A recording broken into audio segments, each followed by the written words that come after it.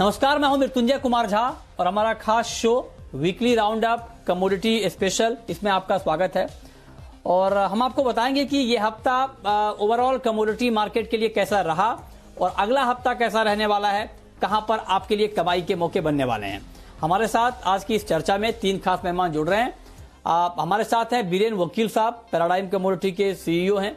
हमारे साथ रविंद्र राव हैं, कोटक सिक्योरिटीज के, और मनोज जैन हैं, पृथ्वी फिनमार्ट के। आप तीनों का बहुत बहुत स्वागत है इस खास चर्चा में।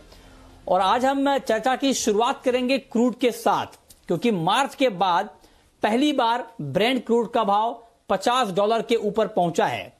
तो अब सवाल यह है कि जो वैक्सीन को लेकर एक के बाद एक पॉजिटिव खबरें आ रही हैं, उसने क्रूड मार्केट के सेंटीमेंट को अच्छा खासा सपोर्ट दिया है, मजबूत दिया है। इसका अंदाजा आप इस बात से लगा सकते हैं या इन आंकड़ों से लगा सकते हैं कि मार्च से अब तक, मार्च के मुकाबले अब जो क्रूड का प्राइस है ब्रेंट का और WTI का 57% ऊपर है और MCX पर कच्चा तेल 53% ऊपर है। मार्च में $22 के नीचे भी ब्रेंट क्रूड का भाव लुढ़क गया था मार्च के महीने में, और उसके बाद भाव 50 के ऊपर पहुंचा है। तो कुल मिलाकर एक अच्छी रिकवरी क्रूड मार्केट में दिखी है। तो मेरा पहला सवाल रविंद्र राव जी आपसे होगा कि 50 के ऊपर क्रूड का मार्केट कितना टिकाऊ आपको लग रहा है, और क्या अब जो इस बार की रैली है क्रूड की, ये अब लंबे समय तक चलने वाली है या अभी कुछ और डर बाजार में बाकी है? गुड आफ्टरनून मृत्युंजय जी। चिंता तो बिल्कुल है, क्योंकि जो अभी जो हमने क्रूड में रैली देखी है फंडामेंटली, वो यही एक्सपेक्टेशन है कि वैक्सीन का जो पॉजिटिव न्यूज़ है और ओपेक का जो स्टैंस है, ओपेक ने एक ग्रेजुअल अप्रोच अडॉप्ट किया है। प्रोडक्शन कट है उसे वापस रोल बैक करने के लिए।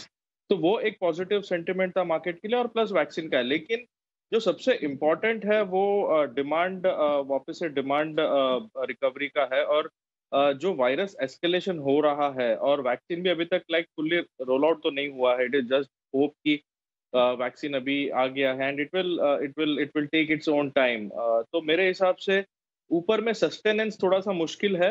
यस, WTI क्रूड भी हो सकता है कि एक बार $49-50 के पास में जाए, और MCX का जो प्राइस है वो 3650 तक भी जा सकता है। लेकिन सस्टेनेंस पे थोड़ा सा एक क्वेश्चन मार्क है, क्योंकि डिमांड रिकवरी बहुत इंपॉर्टेंट है अगर इसे सस्टेन करना है तो।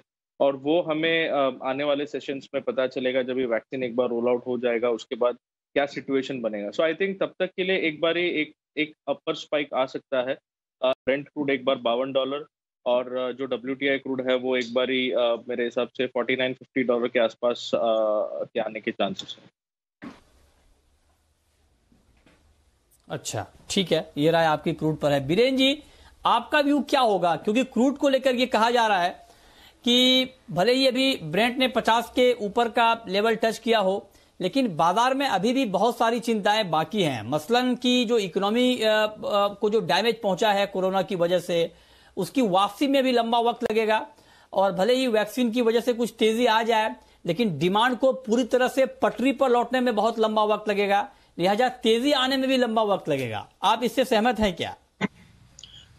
बेसिकली अभी हम जो है लेम टक गवर्नमेंट में है, अमेरिकन पर्सपेक्टिव से देखें तो अब बाइडेन गवर्नमेंट ने ऐसा वादा किया था मैंडेट में कि वो आएगा तो ईरान सैंक्शन को थोड़ा लिबरलाइज करेगा और न्यूक डील में वापस अमेरिका ज्वाइन करेगा।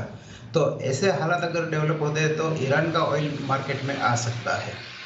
दूसरा कि क्लाइमेट चेंज के लेके जो न्यू ग्रीन डील की बात है, वो देखते हुए भी ये फॉसिल फ्यूल पे उन लोगों को डिस्करेजमेंट का इन लोगों का एजेंडा रहेगा, और ऑल्टरनेटिव एनर्जी पे ज़्यादा फोकस रहेगा।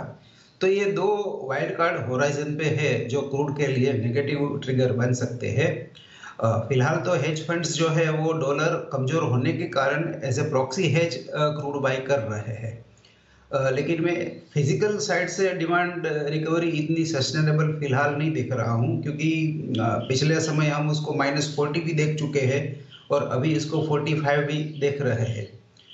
तो बहुत सारी अनसर्टेनिटी देखते हुए एक बार बाइडेन सरकार आए, उसके बाद में है उनकी पॉलिसी सिग्नल मिले, उसके बाद ही कोई लंबा व्यू बन सकता है। फिलहाल तो मुझे ऐसा लगता है कि रेंज बाउंड मार्केट है, 40-48 के समथिंग रहना चाहिए, जो पिछले 2 महीने से यही रेंज में रहा है।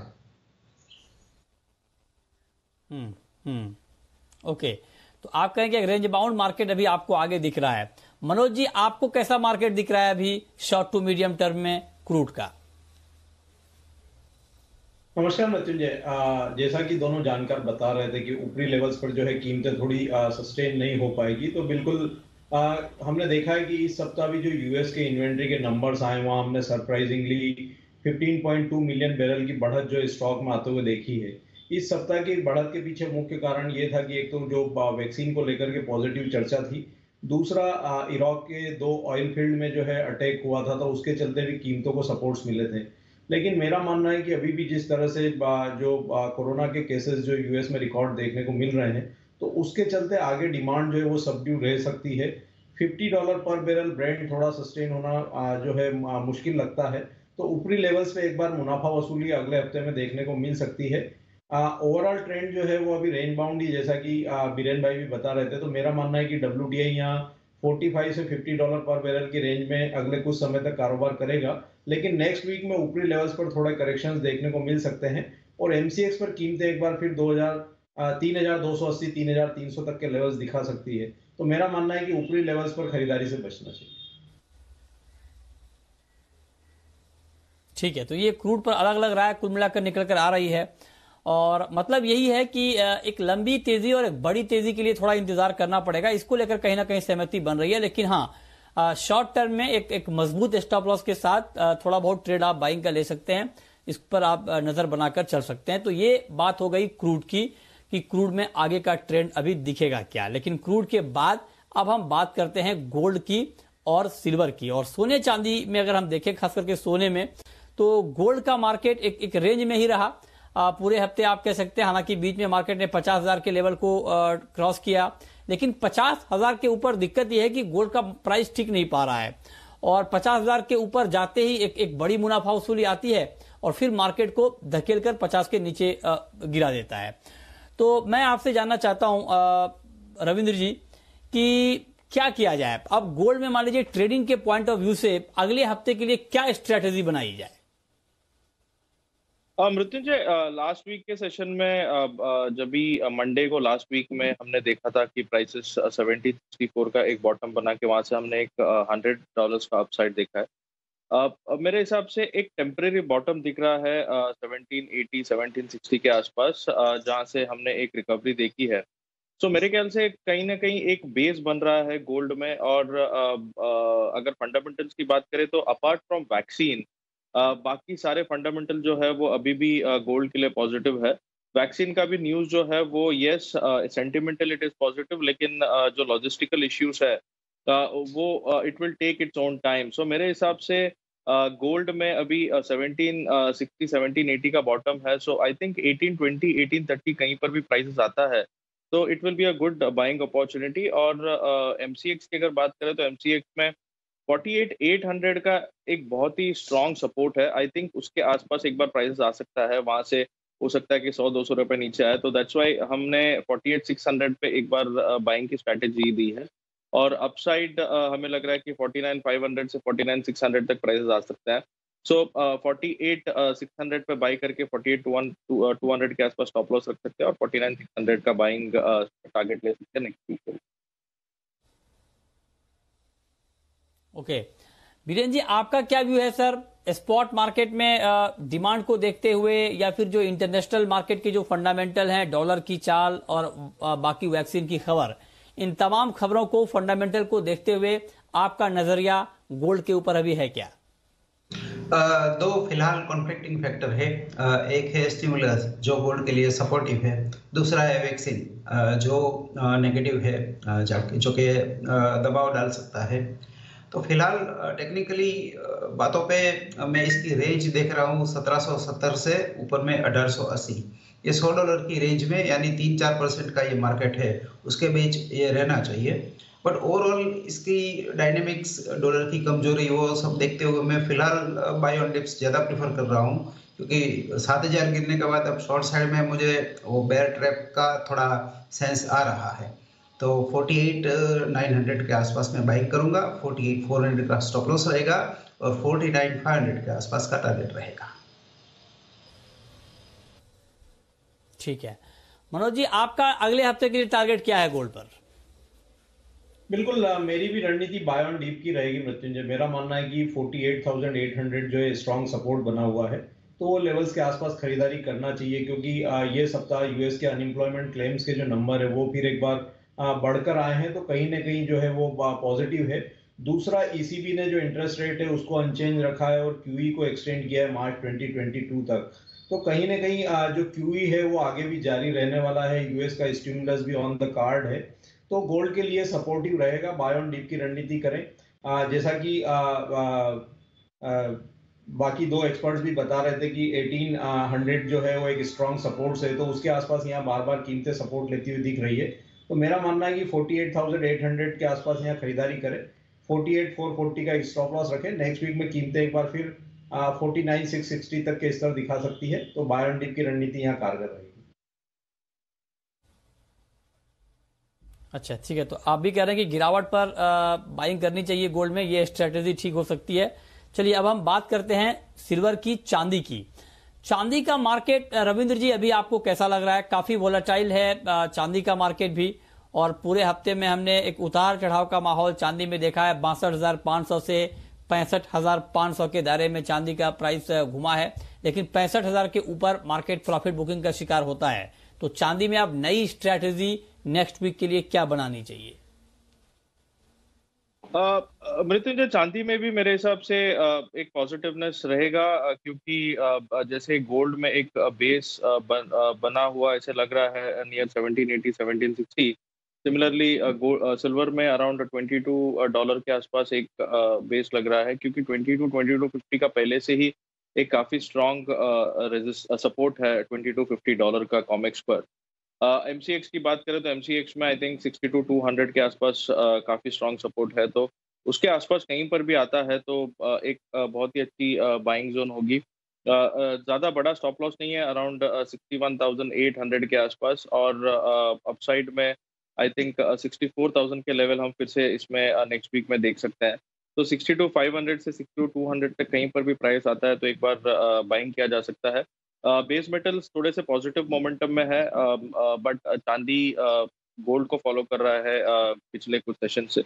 सो मेरे हिसाब से गोल्ड में अगर अपसाइड आएगा तो सिल्वर में भी हम एक अप मूव देखेंगे नेक्स्ट वीक में। दैट्स व्हाई डिप में खरीदारी की सलाह है। ठीक है, आपका क्या व्यू है मनोज जी सिल्वर के ऊपर? बिल्कुल, मेरा भी बाय ऑन डीप का ही रणनीति रहेगा, क्योंकि हमने देखा है कि 62,500 से 62,000 के रेंजेस में यहाँ बार बार जो है कीमतें सपोर्ट्स लेती हुई दिख रही है। तो थोड़ा डीप मिलता है 62,500 के आसपास का, तो वहाँ खरीदारी की जा सकती है। ऊपर में एक रेंज जो है वो 64,000 से 64,500 की बनी हुई है, तो 64,400 तक का लक्ष्य रख सकते हैं। 61,770 का एक यहाँ पे स्टॉप लॉस रखे। बेस मेटल में जो स्ट्रेंथ है उसका सपोर्ट तो यहाँ चांदी को मिलेगा ही, साथ ही गोल्ड को भी फॉलो कर रही है, और गोल्ड में हमने लोअर लेवल सपोर्ट देखे हैं तो वहां से भी चांदी की कीमतों को सपोर्ट्स आते हुए दिख रहे हैं। तो बाय ऑन डीप की स्ट्रेटेजी यहाँ भी रखना चाहिए। अब बात करते हैं एग्री मार्केट की। बीरेन जी, एग्री पर मेरा सवाल आपसे होगा सबसे पहले कपास के ऊपर। कपास में अभी किस तरह का आउटलुक आप रख रहे हैं और क्या करना चाहिए इसमें? यहाँ कपास और कॉटन एज ए कॉम्प्लेक्स दोनों को मैं अलग रखता हूँ। Cotton being A final product, यहाँ पे मैं बुलिश हूँ, और कपास में टिपिकल मुझे शॉर्ट साइड जाना अच्छा लगता है, क्योंकि हम जो कपास बेच रहे हैं वो अप्रैल महीने का कपास है। उस समय कपास की क्वालिटी काफ़ी कमज़ोर होती है, तो ये बैड क्वालिटी का जो प्राइस है वो अभी फ्यूचर्स में रिफ्लेक्ट नहीं हुआ है, आगे जाके रिफ्लेक्ट होगा। तो करंट लेवल पे शॉर्ट जाना चाहिए इसको। 1215 1210 का स्टॉप लॉस रखना चाहिए। एग्रेसिव ट्रेडर 1220 का स्टॉप लॉस रख सकते हैं। नियर टर्म टारगेट इसमें 1170 रहेगा, लॉन्ग टर्म टारगेट इसमें 1120 रहेगा। ओके ग्वार पर मनोज जी आपका क्या कमेंट होगा? क्या ग्वार में अभी आपको लगता है कि तेजी और बढ़ सकती है? बिल्कुल मृत्युंजय, एक अच्छी करेक्शन जो है ग्वार के प्राइसेस में हमने ये महीने में देखी है। अक्टूबर मंथ में हमने ग्वार सीड में हाइज जो है बनते हुए देखे थे और कीमतें 4450 के लेवल्स को भी पार कर गई थी। लेकिन उसके बाद एक शार्प जो है करेक्शन ऊपरी लेवल से देखने को मिले और कीमतें लगभग 10 से 12% करेक्ट हो चुकी है ऊपरी लेवल से। साथ ही हमने देखा है कि कच्चे तेल में थोड़ी जो है बढ़त देखने को मिली है। तो लोअर लेवल्स पे यहाँ जो है ग्वार सीड की कीमतों में फिर एक बार सपोर्ट्स देखने को मिल रहे हैं। मेरा मानना है कि जनवरी जो कॉन्ट्रैक्ट है उसके लिए एक indicative range 3840 on the lower side और 4040 ऑन द हायर साइड ये रह सकती है। लेकिन यहाँ 3900 के आसपास जो है खरीदारी की जा सकती है। 3840 का यहाँ एक स्टॉप लॉस मेंटेन करें, 4040 तक के लक्ष्य यहाँ रख सकते हैं। ओके, ठीक है। तो आप कह रहे हैं कि ग्वार में अभी तेजी की संभावना बनी हुई है और ग्वार में आप यहां पर तेजी के साथ ट्रेड कर सकते हैं। कैस्टर के ऊपर आपका व्यू बीरेन जी क्या होगा? क्या करना चाहिए कैस्टर में? कैस्टर में मार्केट थोड़ा टॉप आउट जोन में है, यानी 46 के लेवल पे यहाँ बार बार वीकली देखी जा रही है। तो यहाँ मैं शॉर्ट साइड प्रेफर करूंगा। 4580 46 के आसपास जनवरी कॉन्ट्रैक्ट सेल किया जा सकता है। 4740 स्टॉप लॉस होना चाहिए और एग्रेसिव ट्रेडर है वो 4400 का टारगेट रख सकता है। Conservative trader, low risk trader है वो 4480 4450 का टारगेट रख सकता है।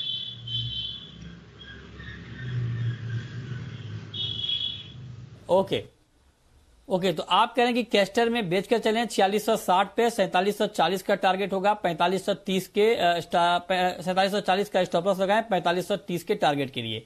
आपका कोई व्यू रविंद्र जी कैस्टर के ऊपर?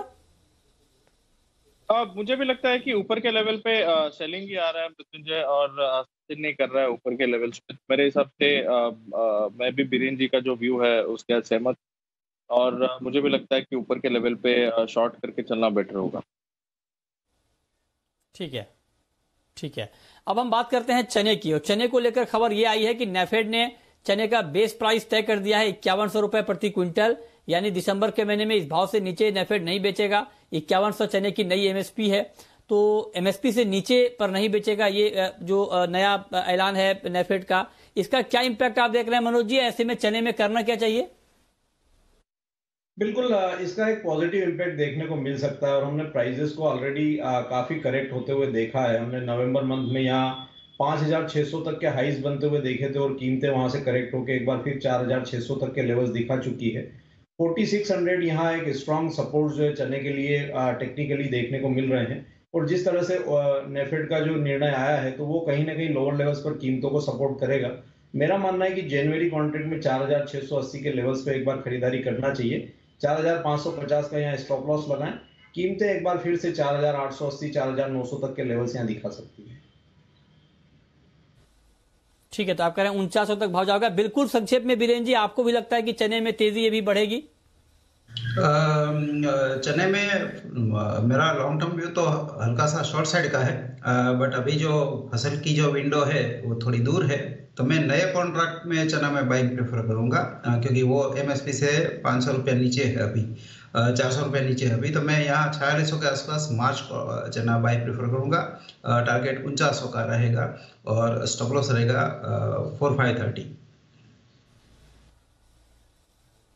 ठीक है, चलिए, बहुत शुक्रिया बीरेन जी आपका, मनोज जी आपका और रविंद्र जी आपका हमारे साथ इस खास चर्चा में जुड़ने के लिए, बताने के लिए कि अगले हफ्ते कमोडिटी मार्केट में कहां पर कमाई के मौके बनेंगे। तो फिलहाल इस खास शो में इतना ही।